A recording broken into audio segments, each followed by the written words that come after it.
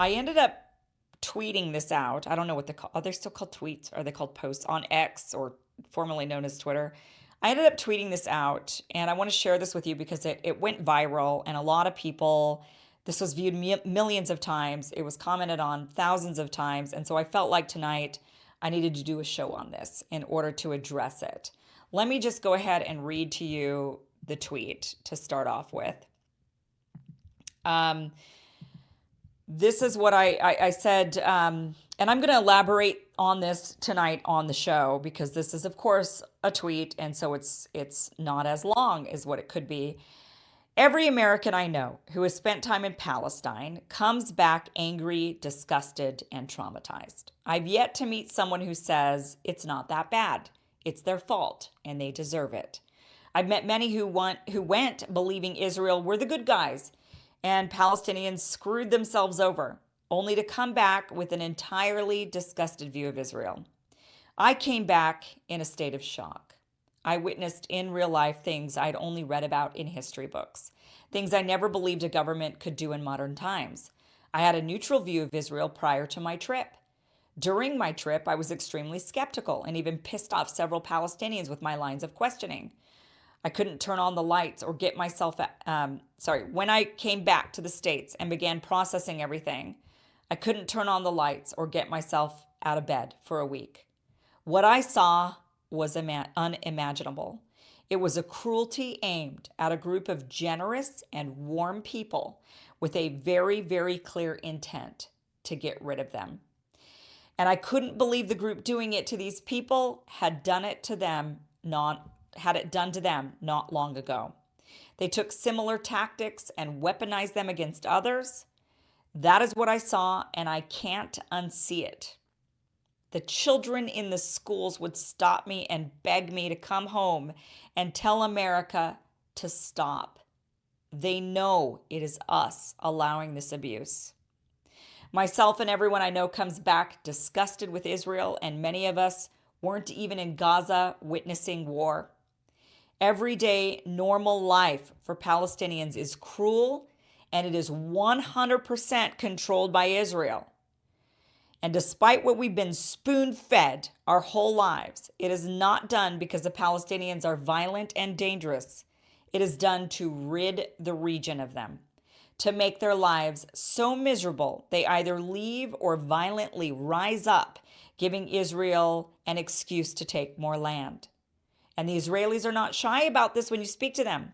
Some might couch it with statements like, well, we tried peace, but they didn't accept it. It doesn't matter how they phrase it. They still end up in the same place, which is they can't stay and we want them gone.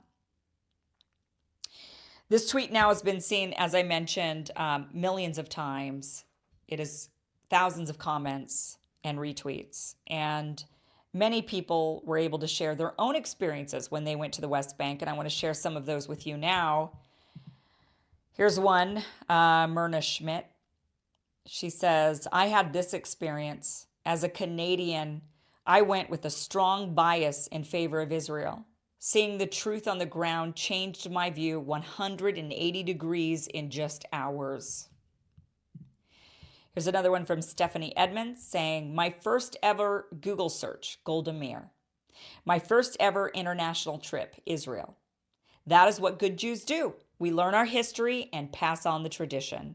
No amount of Israeli propaganda can undo what I saw and experienced during my time in the West Bank. Here's choices. I had the same experience after I went on a human rights delegation to Israel in the West Bank and Gaza in 1988. I so agree that you can't imagine it unless you've been there.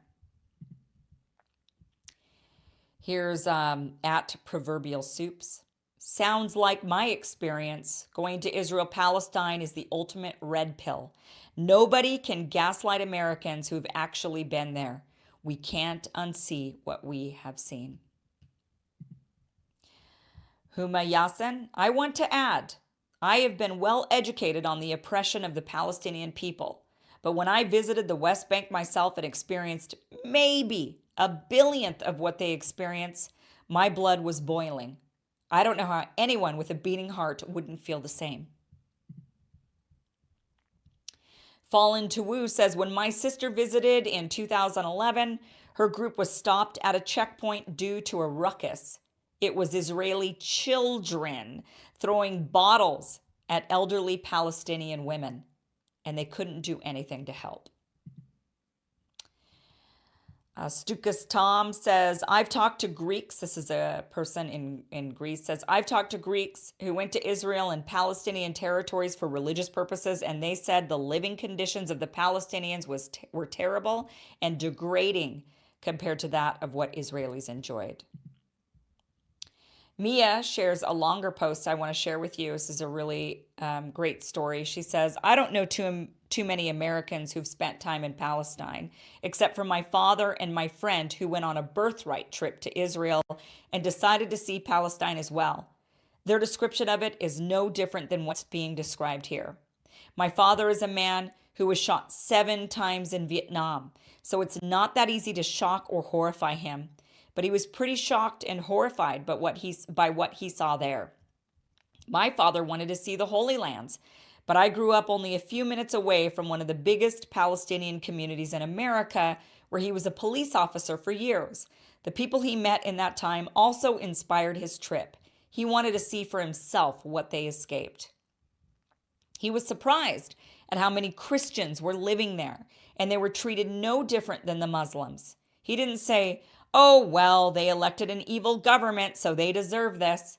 Half of them are children, and there hasn't even been an election since 2006. Newsflash, we have an evil government, and I pray that my children never have to pay for what Bush did to the Middle East. My father loved Israel so much as your average boomer before he took that trip, but he came back with a much more balanced view of the situation and with a very heavy heart. As a person who's been to war, it doesn't give him some sort of sick pleasure to watch civilians die. He understands the complex situation with how Hamas runs things over there, but he also understands that the people who live in Gaza are oppressed. It's normal to have sympathy for the children who were killed in Israel and the children who are being killed in Palestine. Not too many people out there in the real world believe that one child deserves it and one doesn't. That's sick. Collective punishment is exactly what a terrorist believes in. Natalie Smolensky says, I visited Israel, Palestine in 2008, Tel Aviv, West Jerusalem, East Jerusalem, Galilee, Bethlehem, Nazareth, and the West Bank city, Kwakilia. The country is breathtakingly beautiful, of immeasurable historic value. There are so many amazing people on all sides of this conflict living on this tiny strip of land, but the visit left me genuinely traumatized. There was no doubt that there had been a war going on for generations, which had hardened into a system of occupation and oppression. Sorry, I get emotional because I saw it with my own eyes, and it was horrible.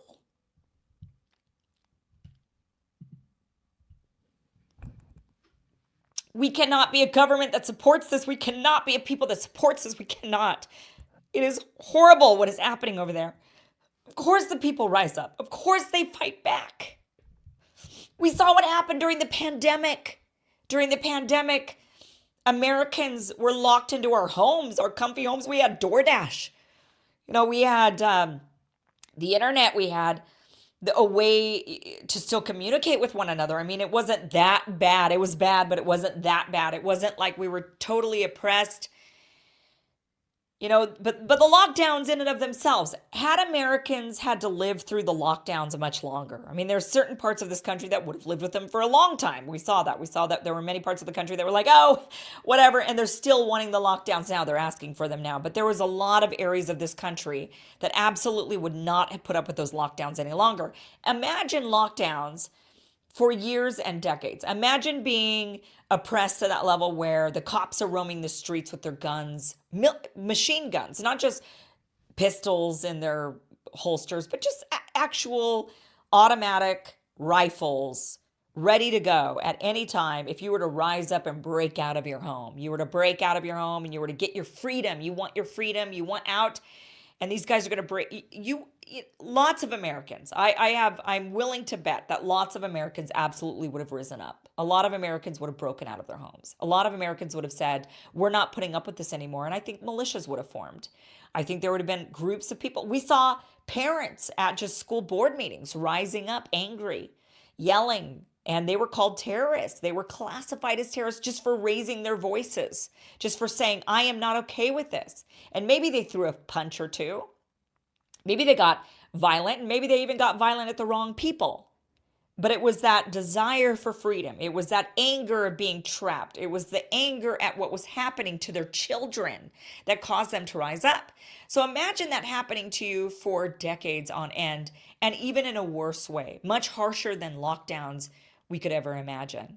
Of course, the people are going to create militias. Of course, they're going to rise up. Of course, they're going to form organizations and political parties and ideologies that are going to become extreme because they're in an extreme situation and they extremely want to get out of it. So it's a very tough situation. So reading this gets me a little emotional because I went there, I saw it, and it was unlike anything I could ever explain to you. I'm going to do my best to explain it to you tonight, but I'm going to go on here with Natalie's testimony of what she saw. She said, I was in East Jerusalem, which was then Palestinian territory on Israel's Independence Day. I watched packs of young IDF soldiers parade through the streets, automatic weapons out, fingers on triggers, singing nationalist songs. Palestinian shopkeepers shuttered their shops in fear of being killed or robbed. Soldiers who were known to just bulldoze through stores, taking whatever they wanted. Many Palestinian shopkeepers had pictures in their shops of relatives, including children, who had been killed in the conflict. The marching IDF soldiers were accompanied by plain-clothes Israelis, also carrying automatic weapons, also fingers on triggers. You couldn't tell if these people were cops, undercover military, or just ordinary people. There was a sense that violence could erupt at any moment. This set the tone for the rest of the trip. I saw that Palestinian life was mirrored by a network of checkpoints and ID requirements that in effect ground social and economic life to a halt. If you were a Palestinian living in the West Bank, you needed a Jerusalem ID card to go to that city, which was probably only 30 minutes or an hour away from where you lived. If you were Palestinian and out of the country for more than 45 days, the Israeli government could simply revoke your Palestinian ID card, meaning you couldn't get back in to your own country and you weren't a citizen of Israel anyway. For this reason, many Palestinians were afraid to travel. Palestinian students couldn't attend Israeli universities. About 20% of Palestinians and 40% of Palestinian men had been in prison, and almost all of those imprisoned, 90 to 95%, had been tortured. Palestinians had to wait hours-long lines to pass through checkpoints to go to work or to the hospital. They could be turned away for any reason, which meant they would not be able to get to work or get medical treatment that day. Pregnant women were often forced to give birth in their cars or on the road because they couldn't get through checkpoints in time. People regularly died waiting in checkpoints. The road system was also segregated. Some roads were for Jewish people only, unless they were settlers in specific communities. Most Jewish Israelis were not allowed to go to the West Bank or Gaza to see the effects of the occupation themselves.